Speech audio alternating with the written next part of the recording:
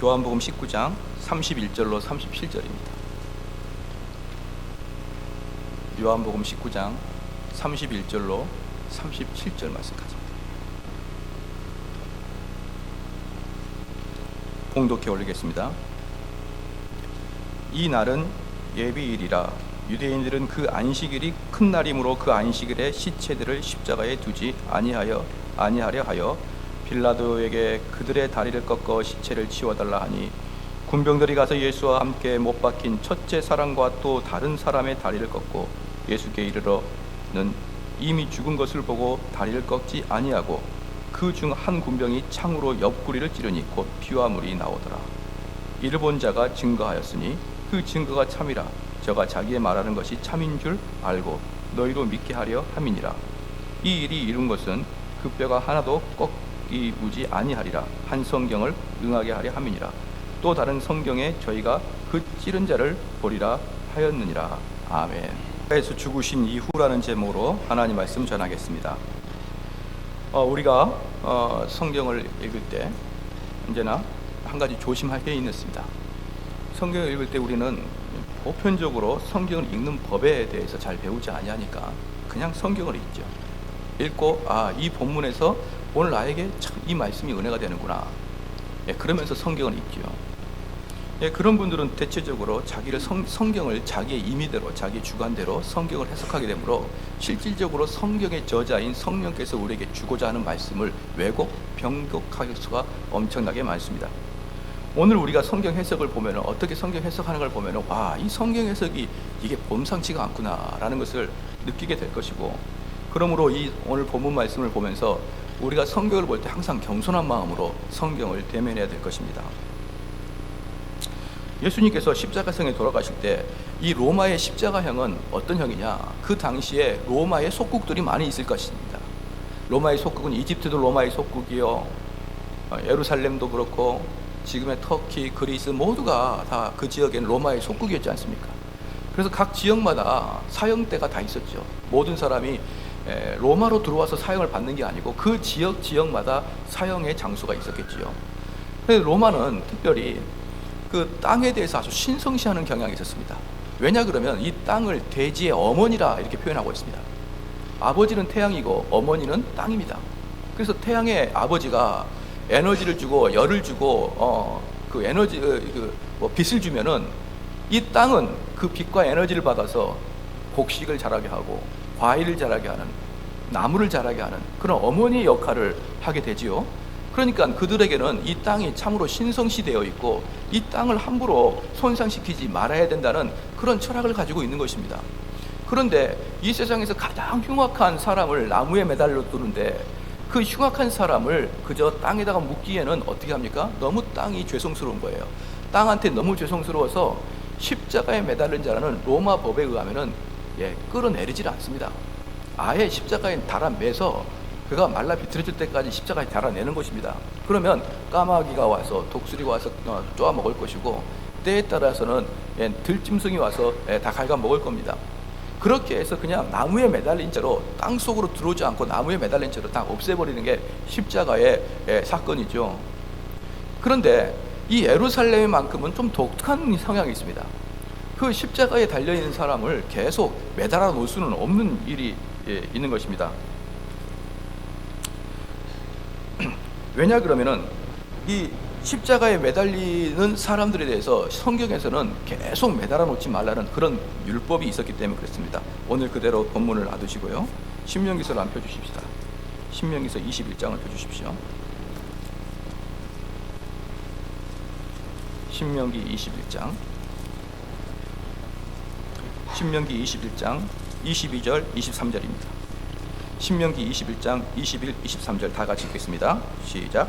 사람이 만일 죽을 죄를 범함으로 네가 그를 죽여 나무 위에 달거든 그 시체를 나무 위에 밤새도록 두지 말고 당일에 장사하여 내 하나님 여호와께 내게 기업으로 주시는 땅을 더럽히지 말라. 나무에 달린 자는 하나님께 저주를 받았습니다. 이미 예수님이 오시기 수천 년 전부터 십자가나 나무 위에 달아놓은 사람은 죽으면은 그 날을 넘기지 말고 묻어라, 이런 신명기서에 예언이 있고 율법이 있기 때문에 이스라엘만큼은 시체를 땅에 묻어야 됐었습니다. 보십시오. 독특하죠? 하나님께서 벌써 예비하고 있다는 게 느껴지지 않습니까? 만약에 다른 나라에서 우리 주님이 돌아가셨다 그러면 그대로 매달아야 될 상황이었는데, 유대에서는 당연히 죽으면 빨리 매장해야 되는 그러한 일들이 발생한 것이죠. 그래서 다시 본문을 펴주시면요, 이제 예수님을 내려야 된다는 그러한 기본적인 생각을 가지고 다시 본문을 보시면은 이제 31절에 이 날은 예비일이라 유대인들은 그 안식일의 큰 날이므로 그 안식일의 시체들을 십자가에 두지 아니하려 하여 빌라도에게 그들의 다리를 꺾어 시체를 치워달라 하니. 그런데 이제 내일이 안식일인데 6월절입니다.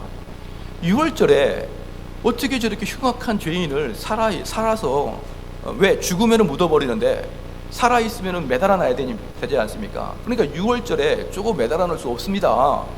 저거 빨리 죽여야 됩니다 라고 유대인들이 로마 빌라도에게 청구하니까 빌라도랑 오케이 그렇게 해라 그랬습니다. 그래서 지난주에 말씀드렸듯이 십자가에 보면은 예수님 발밑에 발판이 있다고 그랬죠. 그 발판이 왜 필요하냐 그러면은 우리가 매달려 있으면은 이 손에 다리에 못이 박힌 것에 대한 고통이 아니라 실제로 무슨 고통 때문에 죽는다 그랬습니까?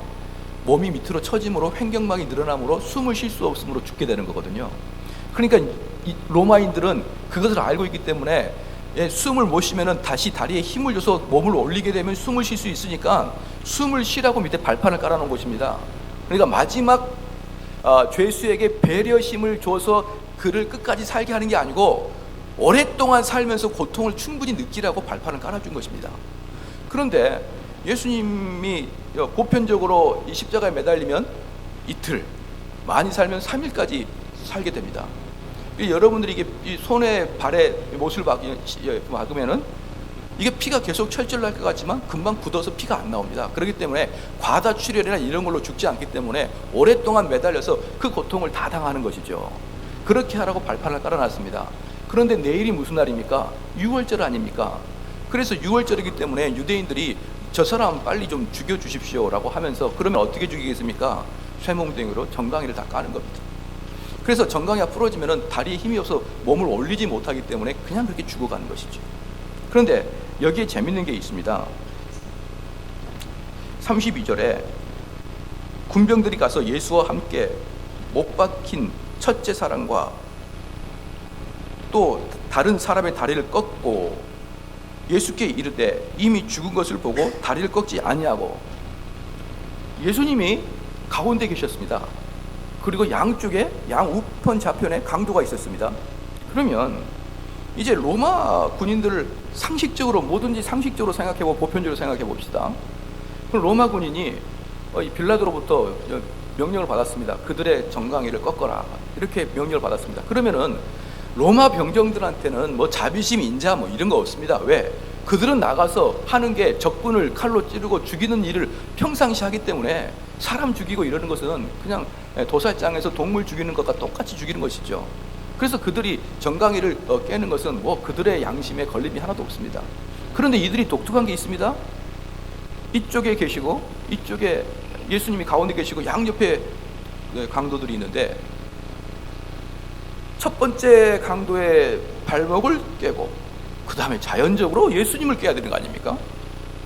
그런데 예수님을 안 깨고 옆으로 와서 이 사람을 깨고. 왜? 예수님이 주인공이니까? 이상하지 않습니까? 그들은 예수님이 주인공인지 뭔지도 모르고 이쪽 다리를 부러뜨리고 이쪽 다리를 부러뜨리고 그리고 예수님께 온 것이죠. 참으로 독특하죠. 그래서 역사가들에 의하면 아마도 예수님께서 돌아가실 때 십자가가 일렬로 나란히 있었던 게 아니고 십자가 이렇게 삼각형으로 놓여 있었을 것이다 라고 이야기하죠. 그래서 아마 여러분들 영화 같은 거 보면은 이렇게 예수님 앞쪽으로, 그래서 예수님을 볼 수 있도록 그렇게 십자가가 세워진 그런 영화나 그런 포스터를 본 적이 있었을 것입니다. 그런 식으로 아마 예수님이 이렇게 날라리 있는 게 아니고 이렇게 앞으로 45도 각도로 이렇게 있었을 것이다. 그래서 이쪽에 있던 강도가 예수님을 보면서 뭐라고 합니까? 오늘 나를 기억해 주소서라고 얼굴을 보고 이야기했을 것이다 라는 그런 추측을 하고 있습니다. 어쨌든 이렇게 각도로 있으면 이쪽 다리 부러뜨리고 이쪽 다리 부러뜨리고 예수님이 오는 것은 자연스럽지 않습니까? 그래서 어찌됐건 뭐 어떤 상황인지 잘 모르겠지만 하여간 예수님이 제일 마지막에 다리가 부러져야 될 상황입니다. 그래서 첫 번째 사람 부러지고 두 번째 사람 부러졌습니다. 그들은 죽지 않았기 때문에 예수님께 왔더니 예수님이 살아계신 것입니다. 자, 이것은 무엇을 위함입니까? 출애굽기 12장 16절을 보겠습니다.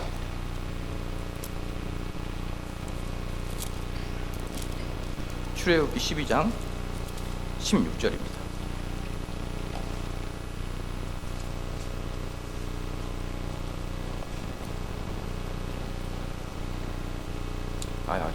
제가 자꾸 헷갈려. 46절입니다. 46절. 출애굽기 12장 46절입니다. 우리가 같이 한번 읽겠습니다. 시작. 한 집에서 먹되 그 고기를 조금도 집 밖으로 내지 말고 뼈도 꺾지 말지며. 자, 여기서 잘 생각해 보십시오. 이걸 잘 말씀을 기억해야 됩니다. 한 집에서 먹되 그 고기를 조금도 집 밖에 내지 말며. 지금 이 고기가 무엇입니까? 어린 양입니다. 어린 양의 고기를 먹되, 즉 유월절이 어떤 날입니까? 유월절은 우리가 예굽에서 출애굽하는 그런 날인데, 그 전날 어린 양을 잡아서 그 피를 문설주에 바르고 그 양의 고기를 속에서 먹고, 그럼 그 하룻밤에 거기서 대기하고 있으면은 멸절하는, 멸망을 시키는 그런 천사가 올 텐데, 그 피가 있는, 유월절에 피가 있는 그 집은 넘어가겠다. 그래서 사람들이 유월절이 언제입니까? 그러면은 유월절이 6월달 아닙니까? 이렇게 이야기해요. 유월절은 6월달이 아닙니다. 그렇죠? 유월절은 넘어간다는 뜻이에요. 넘어간다는 뜻입니다. 그래서 유월절은 6월달이 아닙니다. 어쨌든 유월절에 넘어가는 게, 패스 오버 하는 게 뭐냐? 문설주에 피가 발라져 있는 그 집은 패스 오버 하겠다는 거예요. 그렇죠? 그러면 그 너희들이 그 양을 잡아먹을 때, 너희들이 양을 잡아먹으려면 생채로 먹을 수 없지 않습니까? 그럼 양을 잡을 때 껍질을 벗기고 그 피를 뽑고 문설주에 바르고 그 고기를 삶아서 먹고 다 해라. 그 고기를 다 먹어라. 그런데 그 고기의 다리는, 그 고기의 뼈는 꺾지 마라. 왜? 그것이 내 증표니라. 그 예언이 있습니다. 그 다음에 민수기 9장 12절 보겠습니다. 민수기 9장 12절.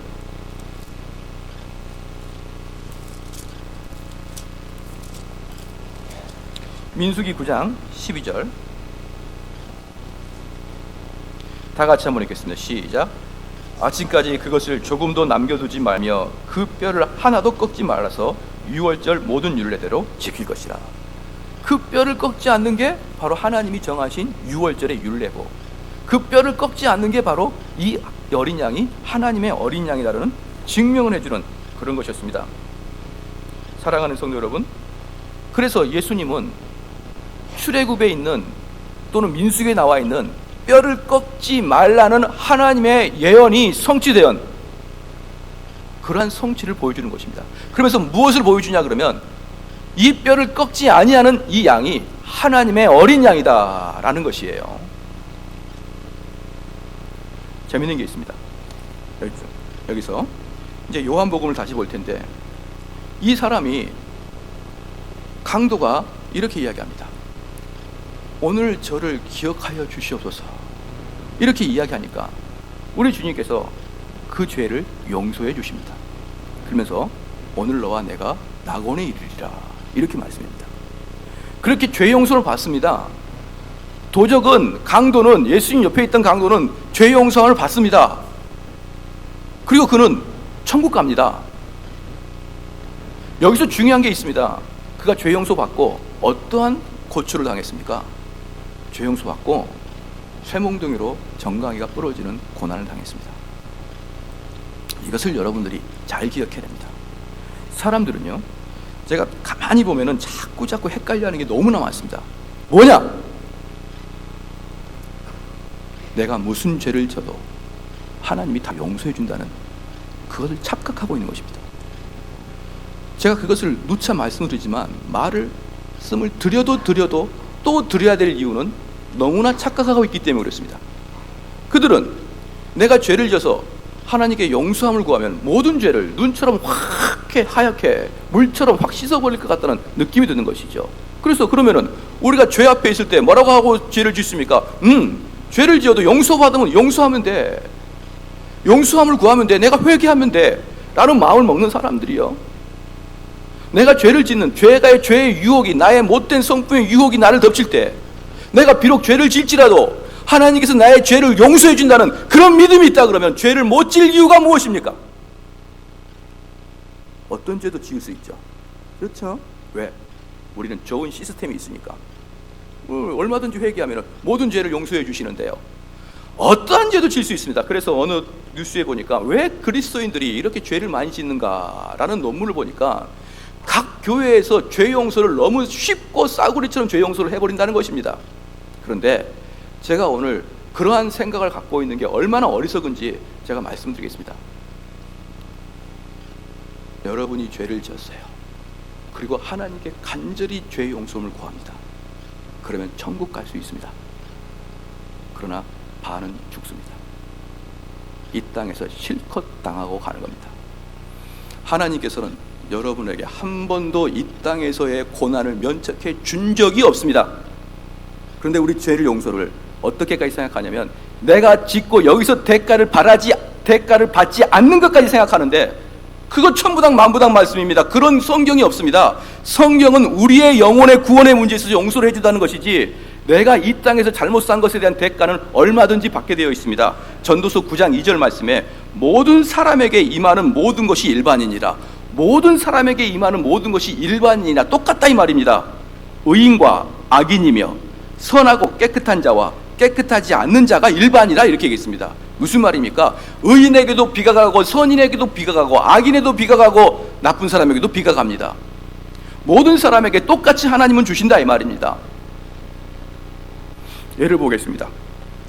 야곱이 형 예서를 속이고 자기 아버지 이삭을 속였습니다. 어떻게 속였습니까? 형 예서의 옷을 입고 아버지가 좋아하는 염소로 별미를 만들어서 아버지한테 갖다 주면서, 아버지 제가 예서인데 저에게 축복해 주세요. 아버지가 목소리가 예서 같지 않다. 네, 목소리가 감기가 이렇게 이제 하면서 대충 축복을 받았습니다. 그리고 나서 그 죄가 얼마나 큰 죄라고 말입니다. 그 죄를 경험하고 나서 야곱은 그 시로 자기 라반의 외삼촌 집으로 도망갑니다. 조금 있다가 즉시 도망갑니다. 왜? 예서가 때려 죽일 것 같으니까요. 그럴 때 야곱이 갈 때 어머니 리브가 뭐라 그러냐면, 예서의 마음이 누그러지면 수일 후에 너가 다시 오라 이렇게 보냈습니다. 그러니까 야곱은 말입니다, 자기 삼촌집 라반의 집에 갈 때 어떻게 갔냐 그러면 조금 있다 다시 복귀할 마음으로 갔습니다. 그런데 거기서 몇 년을 유했습니까? 20년을 유했습니다. 20년. 더욱더 중요한 것은 20년 동안 어머니의 임종을 못 봤습니다. 그리고 20년 내내 자기 삼촌 라반으로부터 속임을 당하는 삶을 살았습니다. 속임을 당하는 삶을 살았습니다. 그리고 어쩔 수 없이 라반의 집에서 나와서 20년 만에 나와서 가족을 데리고 나와서 이제 정착하고 사는데, 그 정착하고 사는데 문제가 발생합니다. 무슨 문제가 발생하냐면, 이 야곱이 너무나 편애를 합니다. 누구를 편애합니까? 요셉을 편애합니다. 그러니까 다른 사람들은 전부 다 옷을 이상한 걸 주는데 우리 요셉만 색동 옷을 주고 아주 비단결이 잘잘잘 흐르는 그 옷을 입히면서 요셉만 이뻐합니다. 그런데 하루는 요셉에게 말합니다. 야, 형들이 가서 양을 치는데 잘 치나 보고 와라. 그러면서 형들을 위해서 도시락을 싸가지고 가는데 말입니다, 형들이 요셉이 오는 걸 보고 야, 저놈 죽이자, 꿈꾸는 자가 온다, 쟤를 죽이자 라고 해서 걔를 웅덩이에 빠집니다. 구덩이에 빠지죠. 그리고 큰형 루벤의 개입이 없었으면 요셉은 거기서 죽었습니다. 그런데 큰형 루벤이 개입하여 그를 죽이지 않았습니다. 그랬더니 유다 형님이 애를 죽이지 말고 미디안 상인에 팔아버리자. 그래서 팔아서 애굽으로 갔습니다. 그럴 때 요셉의 옷을 벗기고 양의 피를, 염소의 피를 짜서 요셉의 옷에 묻혀가지고 아버지한테 가져갑니다. 그리고 아버지를 속입니다. 사랑하는 성도 여러분, 옷입니다. 염소입니다. 어디서 많이 듣던 소리 아닙니까? 그렇습니다. 야곱이 예서를 속일 때랑 똑같은 방법으로 아들들이 야곱을 속입니다.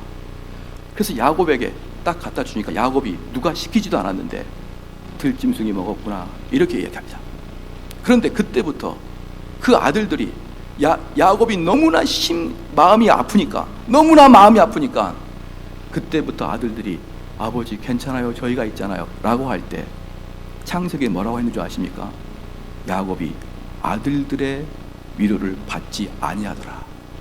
거기에 무엇이 들어가 있는 줄 아십니까? 야곱이 형들이 죽인 걸 알고 있었던 거예요. 예, 그러니까 그들의 위로를 받지 아니하더라.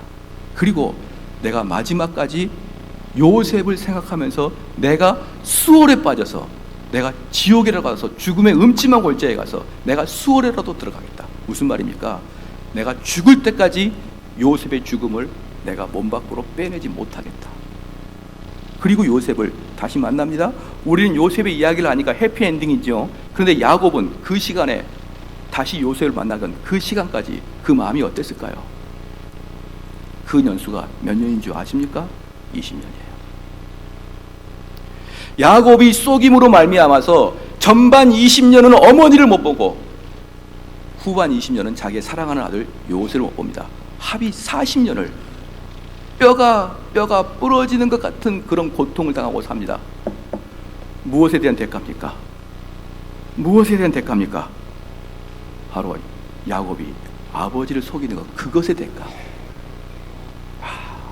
너무나 지나치게 큰 대가를 받은 거 아니겠습니까? 야곱은 그저 아버지 한 번 속였을 뿐입니다. 그 대가를 40년 동안 야곱이 속을 썩힙니다. 여러분, 죄지면 이렇게 됩니다. 그리고 죄지면은 하나님이 야곱을 천국에 데려가시죠. 당연히 천국으로 가시죠. 그러나 이 땅에서 얼마나 죄에 대해서 고통을 받는지 모릅니다. 그래서 예수님 믿지 않는 자도 착하게 살면 이 땅에서 축복받을 것이요, 예수님 믿는 자도 착하게 살면 이 땅에서 축복받습니다. 예수님 믿지 않는 자도 이 땅에서 선하게 살면 축복받을 것이요, 예수님 믿는 자도 이 땅에서 착하게 살지 아니하면 벌받습니다.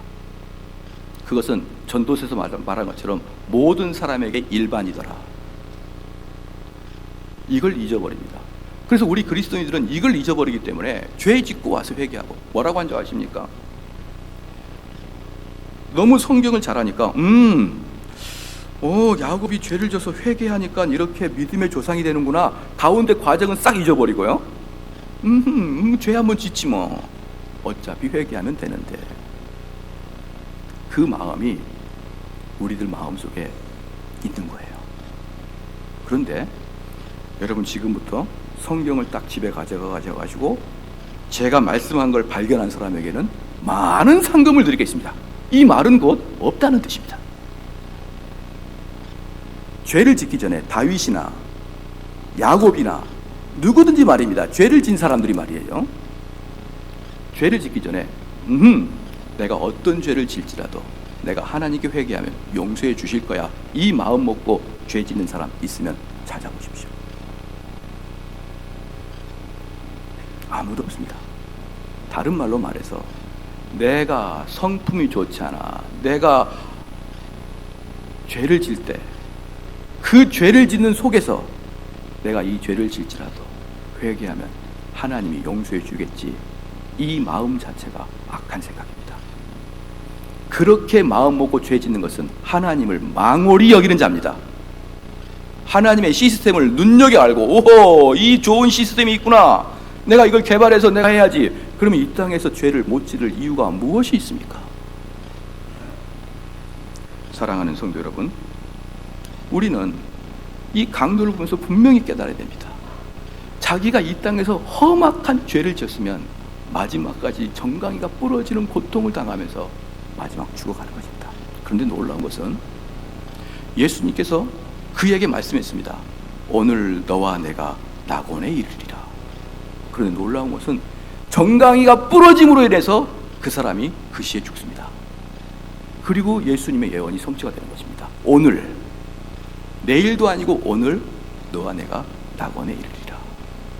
그래서 우리가 이 땅에서 고난을 당하고 이 땅에서 우리가 죄진 것에 대한 대가를 당할지라도 우리가 예수 그리스도를 믿으면 우리가 마지막 날에 낙원에 이르러가는 것은 성취되는 것입니다. 그래서 지혜로운 자는 이 땅에서 죄를 짓지 않는 것이죠.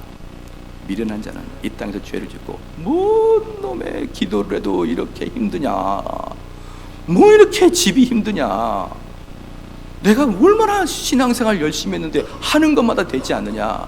첫 번째로 여러분 죄가 있는지를 살펴봐야 됩니다. 우리 주님은 만약에 저와 여러분을 선택한 자라 그러면, 선택했다 그러면, 선택한 자가 죄를 지었을 때는 그냥 보내지 않습니다.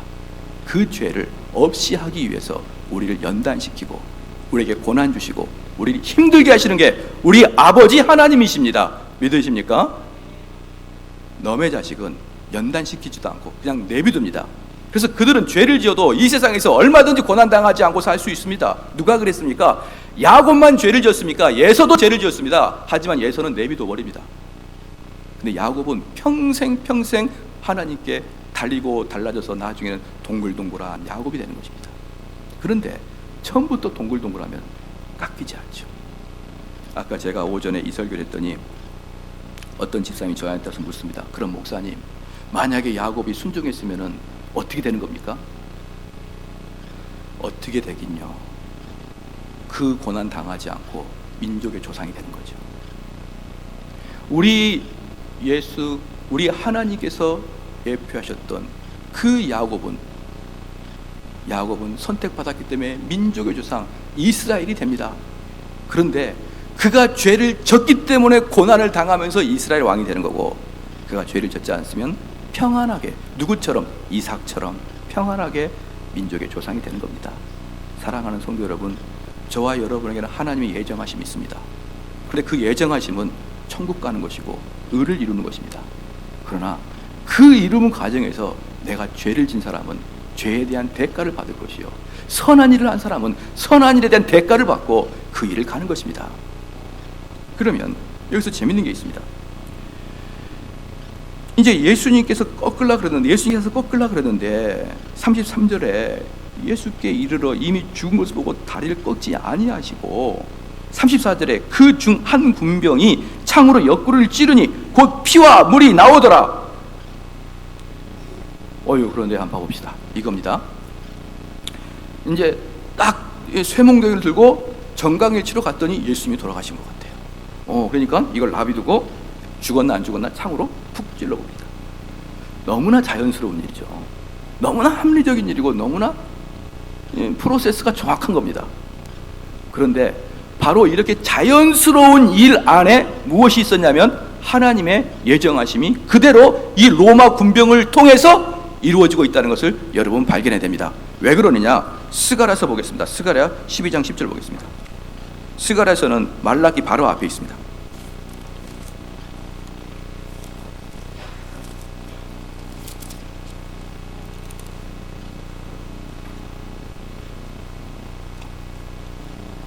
스가랴 12장 10절 말씀에 내가, 다 같이 한번 읽겠습니다. 시작. 내가 다윗의 집과 예루살렘 거민에게 은총과 강구하는 심령을 부어주리니 그들이 그 찌른 바 그를 바라보고 그를 애통할 자를 독자 위하여 애통하듯 하며 그를 위하여 통곡하기를 장자를 위하여 통곡하더라. 여기서 보니까 내가 누구에게? 다윗의 집과 예루살렘 거민에게 은총과 강구하는 심령을 부어주리니 그들이 그 찌른 바. 예, 바로 오늘 이 스가랴 13장은 다시 한번 12장 펼 테니까 그대로 한번 접어주시고요. 다시 요한복음 보겠습니다. 지금 십자가상에서 어떤 일이 발생하냐 그러면, 내가 보낼 어린 양은 어떤 어린 양이냐? 내가 보낼 그 양은, 하나님의 어린 양은 어떤 자냐? 그가 상함을 입는데 다리는 꺾이지 아니할 것이요 옆구리는 창자국이 생긴 그 자가, 바로 그 자가 하나님이 예견하시는 하나님의 어린 양이다. 그런데 이게 이미 스가랴서, 민수기서, 신명기서, 출애굽기에서 이 모든 것들이 다 예언되어 있습니다. 그런데 로마 군병이 내가 지금 이거 하고 있는 일은 우리 하나님께서 예언하신 그 일인데, 내가 이 하나님이 예언하신 이 일을 내가 사명감을 가지고 실천해야지. 그러니까 예수님을 다리를 부러뜨리지 말고 옆구리를 찔러야지. 이런 마음은 하나도 없습니다. 그냥 자기의 일을 해나갈 뿐입니다. 그것도 누구의 강제도 아니고 자기가 원하고 자기가 스스로 옳다고 생각하는 일을 그냥 했을 뿐인데 그 결과 하나님이 예정하신 일을 실천하고 있더라 이 말입니다. 그래서 우리가 정말 여러분이 헷갈려하지 말 게 뭐냐면 예정교리와 인간의 자유의지에 대해서 여러분 헷갈려하면 안 됩니다. 만약에 이런 분들이 있어요.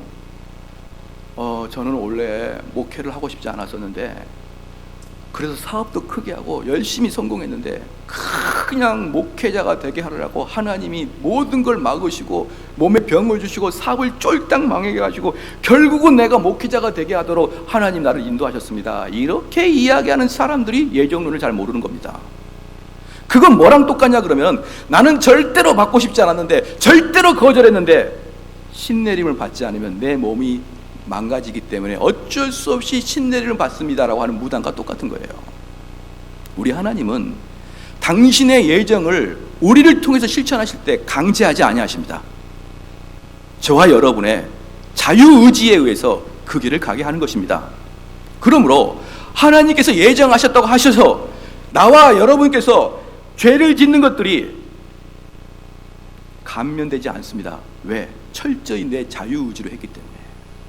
그런데 나중에 알고 보면 그게 하나님의 예정하신 일입니다. 목사님, 그러면 그것과 그것을 설명해 주십시오. 제가 간단하게 설명을 해드리겠습니다. 하나님의 예정하심은 여러분들은 성경 쓸 필요가 없습니다. 그건 하나님의 일입니다. 여러분은 뭔 말하면 됩니까? 열심히 성경 배워 무엇이 선한 일이지 그것만 따라가면 됩니다. 하나님이 나를 택정하셨을까? 절대로 모릅니다. 하나님이 이 자매를 나랑 결혼시키려고 마음 먹으셨을까?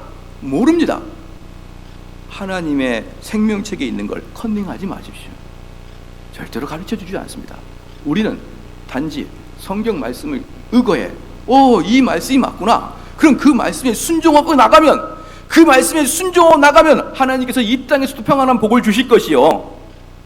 하나님은 성품이 이상한 분이 아니십니다. 이 땅에서 하나님 말씀에 순종하는 자에게 그에게 벌을 주는 게 아닙니다. 하나님 우리에게 상을 주시고 싶고 우리에게 평안을 주고자 하는 그 아버지이십니다. 그렇기 때문에 내가 이 땅을 살아가면서 하나님 법도에서 살아가는 사람에게는 이 땅에서도 평안을 주실 것이요, 하나님 법도로 살지 않은 사람에게는 이 땅에서 고난과 어려움을 주실 것인데 그 결과는 똑같습니다. 하나님의 선택한 자는 그 결과는 똑같습니다. 그러나 그가 자기가 하나님 법도에 순종해 나가는 사람에게는 축복을 받을 것이요, 하나님을 어긋어긋 어긴 사람은 된통 당한 다음에 마지막에 예언을 성취하게 될 것입니다. 그래서 우리는 하나님이 나를 선택했나 안 했나 이 관점이 아니라 무엇이 하나님께 순종하는 것인가를 믿고 따라가는 것입니다. 그게 예언과 우리 자유의지의 이야기입니다. 그러면 또 하나 보겠습니다. 다시 스가랴를 보겠습니다.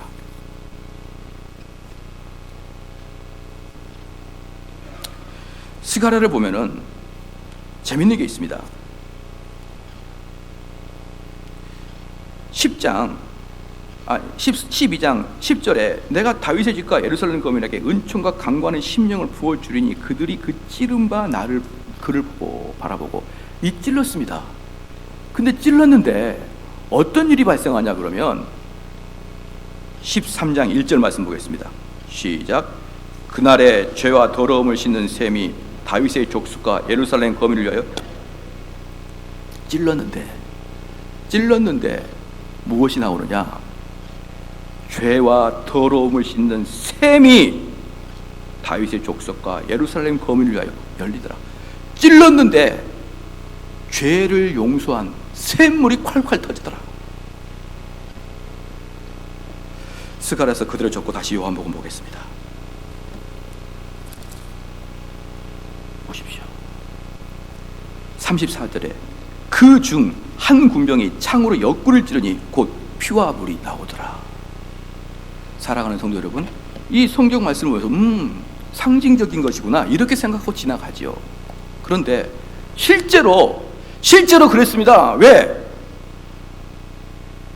35절에 이를 본 자가 증거하였으니 그 증거가 참이라 저가 자기에게 말하는 것이 참인 줄 알고 너희로 믿게 하려 함이라. 이게 얼마나 대단한 일이었으면은 요한이 뭐라고 하느냐? 진짜 그랬다. 진짜. 아니, 달려있는 시체에 창으로 딱 찔렀습니다. 피가 나왔습니다. 그게 증인이 필요할 일입니까? 근데 여기에서는 피와 물이 나오는 것이 증인이다. 증인이 있다. 나도 받고 증인이 있다. 이 말입니다. 35절에 이를 본 자가 증거하였으니 그 증거가 참이라. 저가 자기의 말하는 것이 참인 줄 알고 너희로 믿게 하려 함이라. 사랑하는 성도 여러분, 요한복음은 말입니다. 사복음서 중에 제일 늦게 써졌습니다. 그리고 요한이 요한복음을 대충 AD 60년에서 AD 90년 사이에 요한복음이 쓰여져서 하는데, 대체적으로 요한복음을 AD 70년에서 80년에 쓰여졌다 이렇게 얘기합니다. 그러면 요한이 예수님 돌아가신 걸 본 다음에 AD 30년 정도 예수님 돌아가셨으니까 예수님 돌아가신 다음에 40년 정도 후에, 최소한 40년 정도 후에 요한복음을 기록합니다. 그럴 때 요한이 뭐라 그러냐면, 진짜야, 증거도 있어, 내가 봤어, 예수님 옆구리에서 물과 피가 나왔어. 이걸 아무것도 아니게 여길 수 없습니다. 그리고 실제로 옆구리에서 뭐가 나온 겁니까? 진짜 물과 피가 나왔어요. 근데 그 물은 무엇입니까? 피는 무엇입니까? 구약에서 죄사함은 다 피의 제사에 의해서 제사함 받습니다. 구약에서 우리 죄를 씻는 것은 물을 예표합니다. 그렇죠? 그래서 대제사장들이 제사를 지낼 때 물두덩에다가 손을 씻고 그 다음에 양과 제물을 물에다 씻고 깨끗하게 하여서 그걸 하나님께 드리는 물과 피는 우리의 죄사함을 이야기합니다. 그랬더니 바로 이 말입니다. 요한이 보니까 마지막 예수가 십자가에 돌아가시는데 다리가 꺾이지 않고 옆구리에 창자국이 나는데 거기서 물과 피가 쏟아지는 걸 보니까 구약에서 예언한 그 메시아다, 그 말을 하는 겁니다. 그 말을 바로 우리가 구약에서 예언하는 그 메시아가 예수님이었다. 마지막 하나까지 다 증명하고 떠나가셨습니다. 이건 나만 본 게 아니라 증인들도 있습니다. 이 이야기를 하는 것입니다. 사랑하는 성도 여러분, 바로 지금 우리가 딱 성경을 봤죠. 성경을 이렇게 해석할 수가 있을 것 같습니까?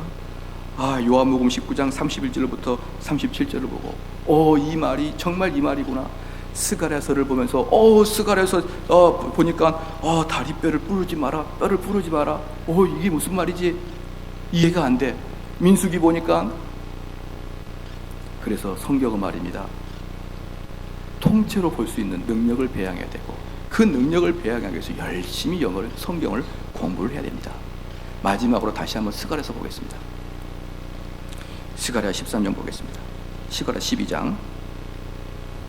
12장을 보면, 내가 다윗의 집과 예루살렘 거민에게 12장 10절입니다. 은총과 강구하는 심령을 부어주리니 그날이 그들이 그 찌른 바 그를 바라보고. 보십시다. 그들이 찌릅니다. 그런데 찌를 때 찌르름을 바라보더라 이 말입니다. 바라봤더니, 바라보자 어떤 일이 발생하냐면 그 매달려 있는 예수를 보고 사람들이 애통하기 시작하더라. 애통하기를 독자를 위하여 애통하듯 하며 그를 위하여 통곡하기를 장자를 위하여 통곡하듯 하리라. 찌릅니다. 찌르러 봅니다. 그러면 애통합니다. 그럼 그 사이에 뭐가 있느냐? 13장 1절에 그날의 죄와 더러움을 씻는 셈이 다윗의 족속의 예루살렘 거민을 위하여 열리리라. 할렐루야. 이거예요. 예수 그리스도를 찌릅니다. 찔렀는데 거기서 물과 피가 쏟아집니다. 물과 피가 쏟아진 것을 봅니다. 그랬더니 내가 죄 용서를 받기 시작합니다. 그랬더니 애통하기 시작하는 것입니다. 내가 예수 그리스도를 죽였군요. 내가 예수님을 찔렀군요. 그리고 그에게 우리 예수님이 죄 용서를 선포합니다. 너의 죄가 용서되었다. 그게 지금 오늘 본문 말씀의 내용입니다. 마지막 예수님은 시체가 돼서도 구약의 일을 다 이루시고 시체가 돼서도 우리의 죄를 용서하시고 돌아가셨습니다. 그런데 우리는 그 예수님을 어떻게 여기는 줄 아십니까? 세상 사람들 보십시다. 세상 사람들은 우리를 구원하려 예수께서 이 땅에 오셨는데 세상 사람들은 예수님을 마지막에 장으로 찔러서까지 죽은 시체를 한 번 더 사살하는 것까지 그렇게 이 땅의 사람들은 예수님을 혐오하고 싫어합니다. 예수님을 너무너무 혐오합니다. 그래서 말입니다. 제발 이 세상 사람들한테 칭찬 들으려고 너무 노력하지 마십시오. 진실된 그리스도인들은 이 세상 사람들이 싫어하게 되어 있습니다. 우리 그리스도인들이 죄를 지어서 비난받는 거 말고 말입니다. 진짜 내가 예수님 따라가면 사람들이 나를 십자가에 매달고 창으로 찔러버리고 싶을 만큼 우리가 미운 겁니다. 그러니 우린 예수님 말씀대로 순종하고 살아가고 예수님 말씀대로 아멘으로 화답하고 살아가더라도 사람들이 우리를 몰라주고 사람들이 우리를 비난하고 나는 저 교회가 정말 싫어, 나는 너가 정말 싫어, 나는 정대 목사가 정말 싫어, 그럴지라도 그게 하나님이 주신 일이면 가야 되는 것이에요. 많은 경우에 많은 사람들이 세상 사람들이 칭찬하는 교회가 되기 위해서 자꾸 교회를 바꿔버립니다.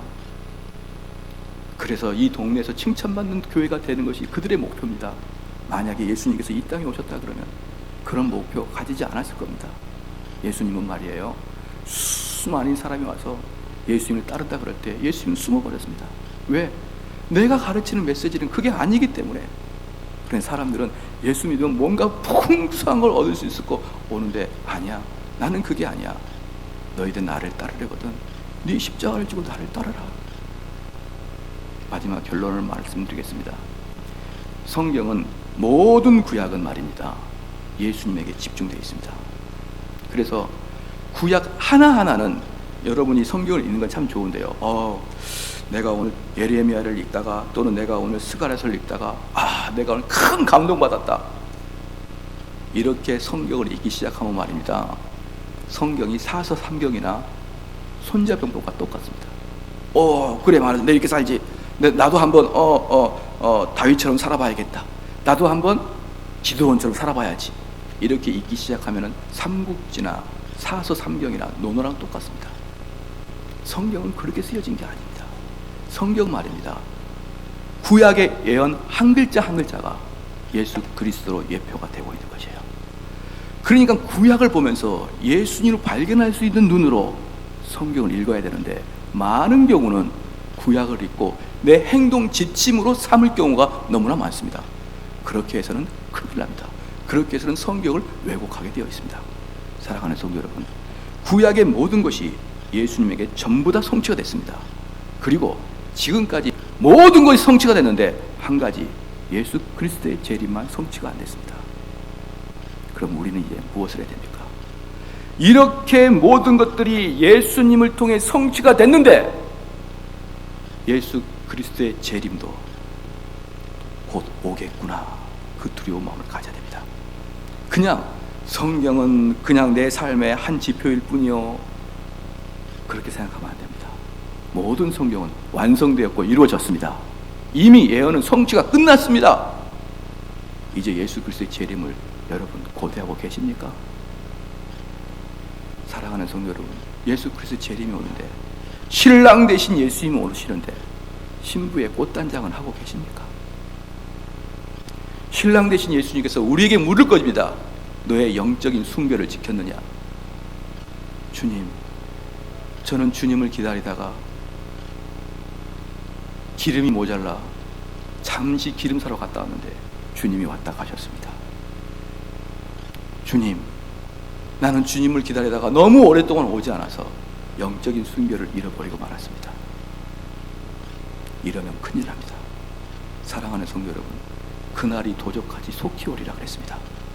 우리는 언제 그날이 올지 모르지만 우리가 전혀 기대하지도 않았고 전혀 예상하지 못하는 그날에 예수님께 오셔서 이렇게 말씀하실 것입니다. 내가 너에게 왔다. 이제 너는 나에게 신부가 무엇인지를 보여달라. 주님, 나에게는 순결한 게 하나도 없습니다. 나는 이 세상에 때묻고 아무것도 준비를 못했습니다. 우리 주님께서 뭐라고 합니까? 악한 종아, 어두운 데 가거라. 여러분, 두렵지 않습니까? 그런데 말입니다, 여러분이 그 마음 믿고 십자가에 매달리신 예수 그리스도를 바라보면 여러분이 용서함 받습니다. 할렐루야. 마지막으로 말합니다. 우리 예수님을 제2의 아담이라고 합니다. 그렇죠? 제1의 아담은 우리 인류 조상 아담, 제2의 아담은 제 첫 번째 아담이 실패했던 모든 것을 성공시켰던, 모든 것을 승리하였던 믿는 자의 대표 예수 그리스도. 첫 번째 아담을 죄짓게 한 게 하와입니다. 하와가 어디에서 나왔습니까? 옆구리에서 나왔습니다. 두 번째 아담, 우리 죄를 용서하신 예수 그리스도, 용서의 피와 물이 어디서 나왔습니까? 옆구리에 나왔습니다. 이걸 보여주면서 지금 우리에게 무엇을 증명합니까? 예수 그리스도가 너의 두 번째 조상이다. 예수 그리스도가 모든 인류를 대표한, 아담을 대표한, 아담을 대신한, 하지만 아담은 실패하였고 아담은 죄악에 들어갔지만 예수님은 죄를 이기시고 죄 용서함을 하시는 너희들 대표다. 죽으면서 처음부터 끝까지 모든 것을 복음을 다 집어넣었습니다. 십자가에 달리신 그 십자가 위에서조차도 그 시체로 거기에 모든 신학과 모든 성경의 메시지를 다 담으신 우리 예수 그리스도입니다. 사랑하는 성도 여러분, 오늘 이 시간 예수 그리스도를 붙드십시오. 오늘 이 시간 예수 그리스도의 보혈의 피에 내 죄를 용서해달라고 십자가를 붙드시기를 주의 이름으로 축원합니다.